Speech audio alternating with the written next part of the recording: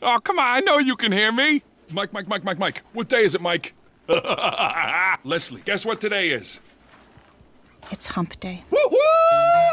Hello, everyone. Retro Robbie here, and you know what today is. You know what today is. We got another Wild Wednesday Baseball Card Mystery Pack episode coming your way right now. And I got 2 packs here from the Brothers Cards in Ohio from Etsy. This is what they say, vintage baseball, hot packs, all 79 and older. Guaranteed double the value, they say. So I bought 2 packs. I'm in at $50 even on this thing. So $25 a pack. So we're going to break into this. We're going to see if they guarantee you. It says, literally, I'm reading it as we go along. No card worth less than 25 cents. So we're going to take this to the test. We got 2 packs here. We're going to open this up. We're going to see if we get our value. We're going to have fun with this. It's supposed to be all vintage cards. So let's get into this right now. So this is from Etsy this time. So let's see what we get. Oh, it's covered again. So sealed for my protection and yours. So there we go. Here it is. 2 packs. As they say, double my value. Let's see here. Is it covered? And it's not covered. So I gotta get one of my Retro Robbie roulette numbers here. It's been used. And there we go. And how are we going to do this? It looks like it's all mixed into one. So nothing in there. So we're going to just reveal it and move along. It doesn't say how many were in here. So I know I bought 2. So here we go. Boom! We're going to start out with a 1969 Hoyt Wilhelm. So that's a decent card. So let's take a peek at that. It's covered. He has a protection on there. And there he has it. Value $8. We'll see what that really is. So it's kind of interesting. He has a QC code and everything. So I'm going to have to look into that. That's kind of cool. So there's Hoyt Wilhelm from the California Angels. Late in his career there. After spending many years with Chicago there. So very nice. That's a nice card. Condition-wise, it looks okay. Slightly off-center. The corners are pretty decent. That bottom corner is a little weak, but other than that, it's not a bad card. So we will take that. So put that aside. Put it back in the sleeve. So there it is. And put that aside right there for you. And up next, we got Ed Bailey on a 1960 Topps. So very nice. Corners are a little worse for wear. It's rounded. It's used and abused, but still not a bad card. And again, it looks like he has QC codes for everything, so that's kind of neat. He says value 4. We'll put it to the test, as you know. So after that, we got the Bird Hill Aces of Forbes, Hardin, McNally, and Collier. So a very nice card there. That is a 1966, I believe. That's 66. So then it puts a value of $3. Like I said, I'll show you what I think it is. Like I said, the corners are well worn. For $3, I don't know. I will definitely rank this later on here. So up next, we got 1969. We got Clete Boyer. Oh, the Atlanta Braves. So very nice. Off-centered. Not the best condition card, that's for sure. Again, condition is everything. There's scratches. Oh, he puts a value of $2.50. His values might be a little overinflated, but you don't know.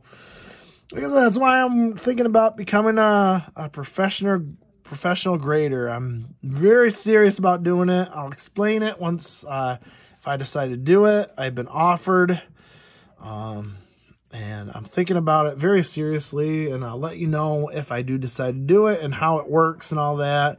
I think it's a good gateway to getting cards graded from PSA, but as you know, prices from PSA are like outrageous nowadays, and you know, a lot of these cards probably deserve a little bit more love than the hundreds of dollars they're asking for nowadays. So that's my spiel. Up next, got from the Montreal Expos. We got Bob Bailey, 1969. Again, corners are average, a little rounded. 1969. There's the back. Obviously, he's not playing for the Expos at that picture. It's showing him playing for the Dodgers. That's actually from almost Pittsburgh. Looks like a Pittsburgh uniform. So, up next, we got Dick Hauser on a 1965. So, very nice card. Unfortunately, condition-wise, it is not good. Oops, lost the thing there. Penny sleeve, but there's a huge crease right there. So, very rounded corners, but still very nice card. We will take it. After that, we got Ron Reed from 1969. So, very nice there. That one is gunk on there? Yeah, there's gunk on there. Looks like a booger or something like that. I don't know. Even I touch it. Rounded corners, not bad. 177. After that, we got another 1969. So, a lot of 69s in here. This time, a Don Shaw of the Montreal Expos. This one's very off-centered, very rounded corners, a lower number.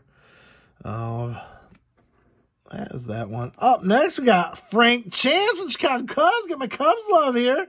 This one looks like it's in decent shape, and that's going to be a 61 Fleer, if I recall.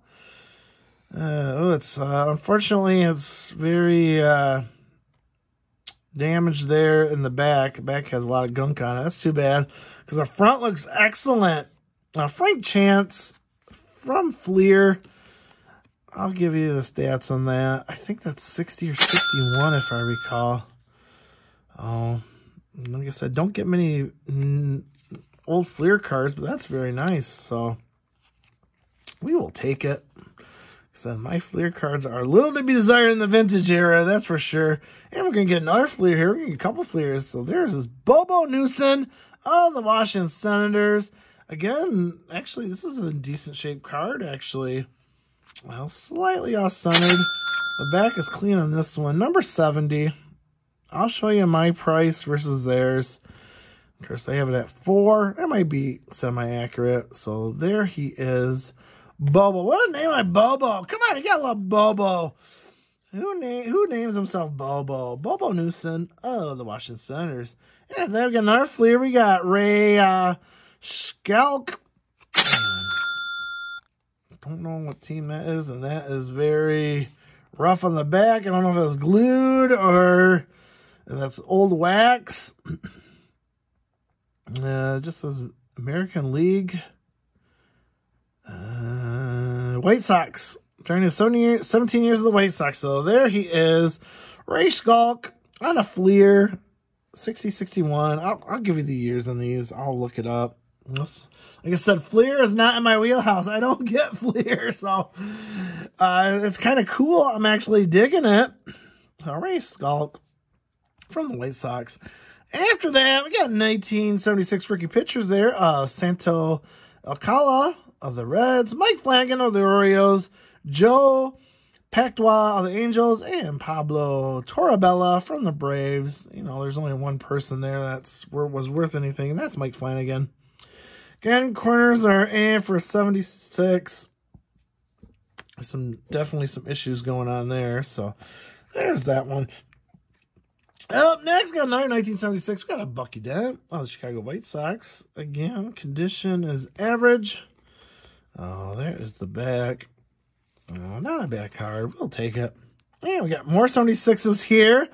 This is going to be more rookie pitchers. We got Don Ossie of the Red Sox, Jack Kuek from the White Sox, Frank LaCorte from the Braves, and Mike Pezic from the Twins. So, really, the only one that mounted much was Don Ossie. He had a decent career. There it is. Oh, no, 1976. We get Fergie. Get some Fergie love on a 1976 for the Texas Rangers. This card is in actually decent shape other than being off-centered, but that's not a bad card to get. There he is. There's all Fergie Jenkins for the Rangers. And after that, got more 76s. It looks like we're getting a lot of 76s here. We got Jim Catfish Hunter again, corners are decent. Just very, very, very off-centered. Not a bad card. Jim Hunter. And after that, we got Larry Parrish of the Montreal Expos. And there's his Topps All-Star Rookie card cup. So this one's actually in good shape. We will take that one. It is in good shape. Larry Parrish had a good career too. So there he is, Larry Parrish with the Montreal Expos. Up next, we got Mickey Lowitch. We got him as a record breaker. Most strikeouts, lifetime by a left-hander. Oh, there it is. Again, the corners aren't as good as this one. That corner's pretty damaged there. That one's not great. But still, Mickey Lowitch, the Detroit Tigers. Get my Tigers love. Oh, we will take that. After that, we got a nice Keith Hernandez there from 1976 with the St. Louis Cardinals. Condition, again, is not the greatest. That corner's really rounded. A lot of rounded corners there, that's for sure. You can kind of see it there. But still, Keith Hernandez, very nice card. We will take that. Up next, we got the Goose Gossage there. Chicago White Sox out of 1976. This one has some decent corners. Not bad, not great, but you know, it's a decent sized card. We will take it. It gives it a $1.50 value. We'll see if that's true or not. I know some of that might want that, so I'll see if it upgrades my album or not. And we'll give that to them. Goose Gossage from the White Sox. More 76s. Seems to be the 76 bag, so I'm getting all the 76s. We got Vada Pinson, the Kansas City Royals. Again, good shape, but it is very off-centered, so that's too bad. $4.15, we will take it. And there's that, another 76. We got Chicago White Sox team card with Chuck Tanner as the manager. And this one's a lot worse shape there. You can see all the damage going on there, so that's too bad. Oh, I don't know if it's $1.50. That's still very nice. Up next, we got 1976, Mickey Rivers for the California Angels. So again, corners are decent. It is just slightly off-center, so not a bad card. We will take that. See, that upgrades my album. Mickey Rivers there. Up next, we got Joe Rudy of the A's, another 76. Again, corners not that great, so that definitely will not upgrade anything. Oh, but still a decent card. Up next, more 76s. There he is. Kurt Blackwell, the Bazooka Bubblegum Blowing Championship. There he is, weighing in for the Brewers. There's the back. And if I recall, Cousin Rick went into that competition. Oh, there he is. There's the back. All the teams that participated. They should do that more often. Come on, that had to be fun. They don't do that stuff nowadays. So there it is. Kurt Blackwell. Up next, we got a 1976 checklist. Not checked, but not in good shape either. Oh, man, that's bad. Look at the creases going on along there. Bad corner. Oh, yeah, crease there. Really bad corner there. Not a great card, but it's not checked. Well, that's a plus. Up next, we're getting a 1976 Dave Concepcion. This is an average condition. There he is. Dave Concepcion of the Reds. And after that, we got 1977 Willie Stargell in really poor condition.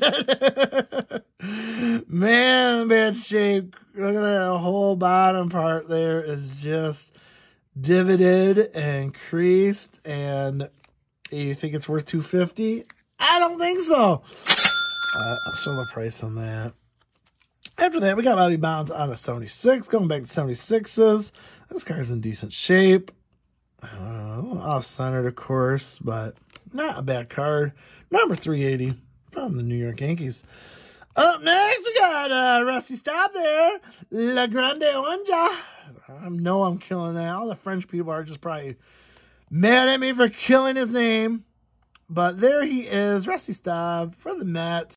So there he is, Rusty Staub, La Grande Orange, as they call him. So 1976 for the Mets. And keeping up with 76s, we got the father and son of Roy Smalley and Roy Smalley Jr. from the Milwaukee Braves and the Texas Rangers. And so, again, conditioning is at best. We got some fading going on there. We got a really bad corner there. But yet they mark it at 75 cents. So I'm having an issue with this pricing there, and I'll explain that probably more later. But as of now, we'll go with it. So up next, we got 1977, Steve Garvey there. And looking at that, that one's not in bad shape. A little off center, but we will take that one. That's a nice card. Steve Garvey from the LA Dodgers on a 77. After that, we got Old Man Necro there on a 1970 Topps. Very nice. So there he is, Old Man Necro, and probably a mid-oldness form. He's not quite old there. So 1970 from the Atlanta Braves. That's a nice card. Oh, take a peek at that. Corners aren't the best, but 70s are conditional sensitive. Overall, that's not a horrible card at all. So there he is, 1970, Phil Necro.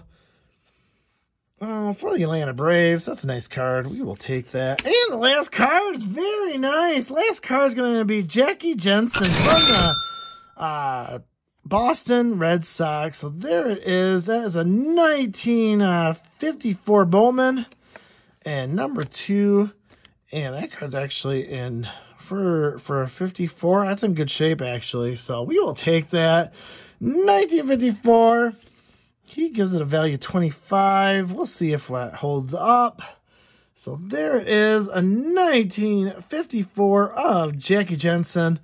I like that card very much, so we will take that all day long. So that is it. I got some adding up to do. See if his pricing matches up, and I'll tell you if it does or doesn't. We will get the value of these cards, and then we'll give it our ranking once we are all set. So stay tuned for the rankings. We'll be right back. All right, we are back with those 2 mystery packs from the Brothers Cards in Ohio with their post on Etsy. These were all vintage, hot pack, repack, guaranteed double the value, no junk. That's what they claim. Everything before 79 and older. So they did do that. Everything was 79 and older. I'll give them that. The cards overall were decent. The only point I'm struggling here with, and leave a comment, see if you agree with me or disagree with me, because I would love to be honest, find out what you guys' opinion is.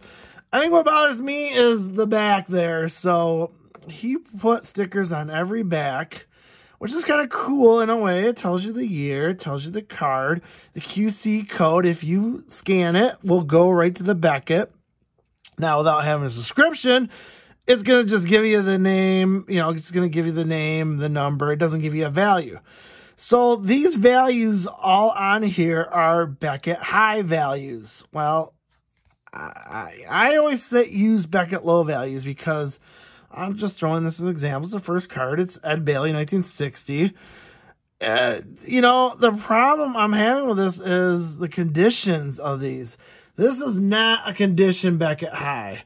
You can see the corners are well creased, well rounded. There's actually 2 pinholes here, and actually, if you hold it up to the light, the pinholes can go right through. There's scratches all over. This is not Beckett high. I use Beckett low, and even that's kind of generous on some of these. Conditioning is everything, To say this is a Beckett high value of $4 is incorrect. It's at best Beckett low. Now, granted, some of these cards, like these 60 Fleers, are actually in really decent shape. So 2 of the 3 have some back issues there, but other than that, it's not in bad shape. I might agree. But when you get some of these cards, like this checklist here from 1976, or that Willie Stargell there, that's another good example. Those cards there, again, $1.50 for this checklist. That's Beckett high. This card is in horrible condition.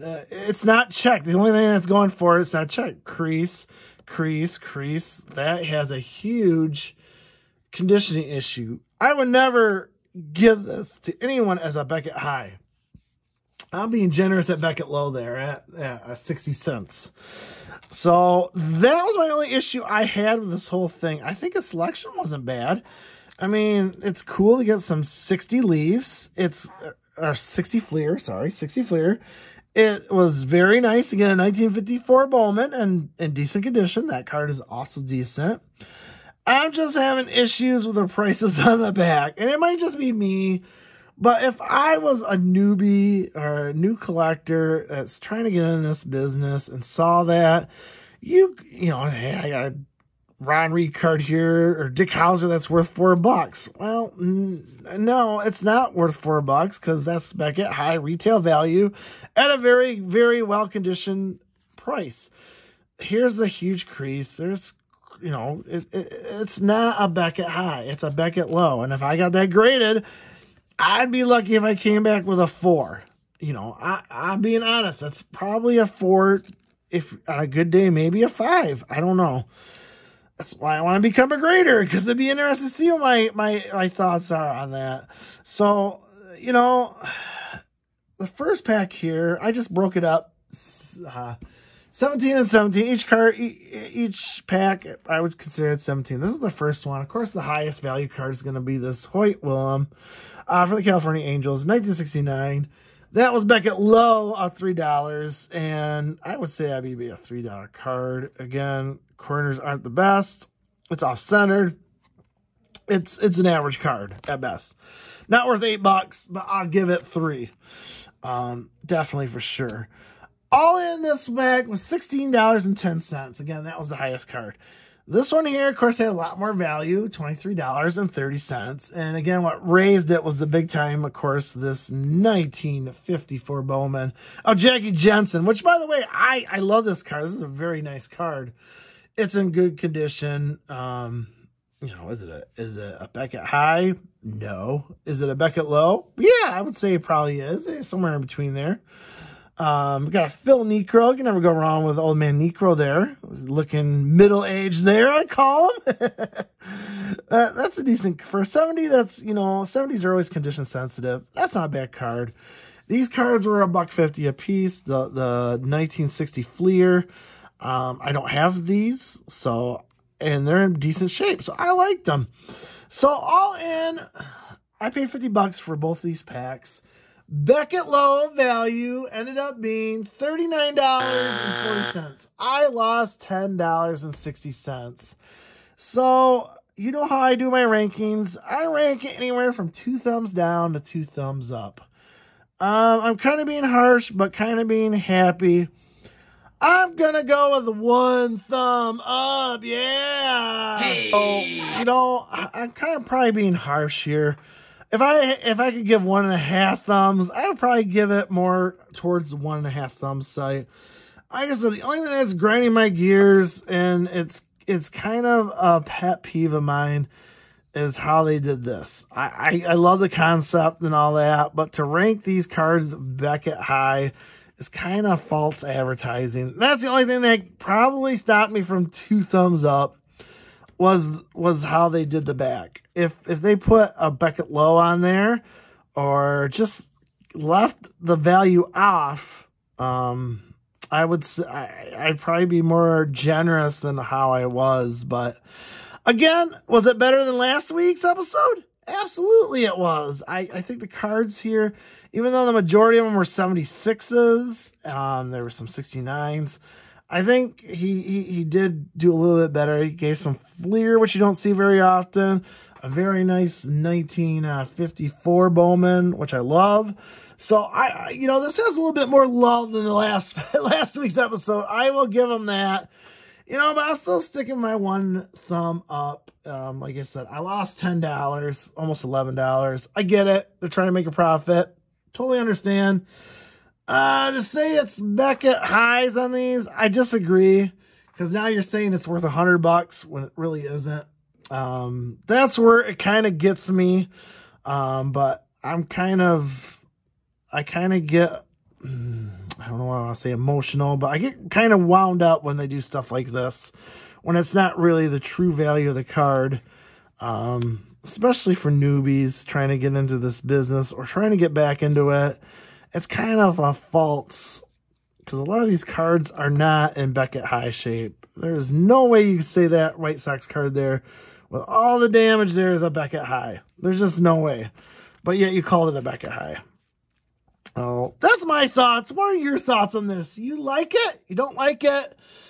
It'd be really interesting what you guys think about this. Like I said, this thing has so much potential. I can't get over the sticker fact. That really bothers me. I don't know why. Maybe it's just me. Maybe you think this is a great deal. Let me know your thoughts. Leave a comment. Give a thumbs up. I do this every week. I grade them. I critique them. Good, bad, or indifferent. We always have fun with this. I still had fun. I had lots of fun with this. You know, pulling a 54 Bowman, you don't see that every day. Or some 60 Fleers. I don't see that every day. So this was actually fun. I had fun with this. You know, like I said, the stickers are the only thing that bother me. I don't know why. It just does. Let me know your thoughts. Like what I'm doing. I do this every week. Hit the subscribe button. Hit that bell icon. You get this every week. They're fun. They're always a good conversation piece every week. If you love cards, look out for more. I love doing this for you guys. Retro Robbie saying, collect what you love.